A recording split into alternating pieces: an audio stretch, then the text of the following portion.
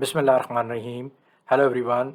Welcome back to the PL-300 exam preparation series where we are looking at the first learning path, prepare the data.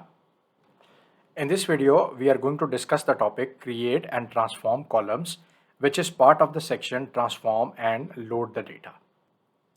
In terms of the data transformation, probably this is the most important topic because here we are going to look at all the options through which you can create new columns in any query, and similarly you can transform existing columns and create new columns.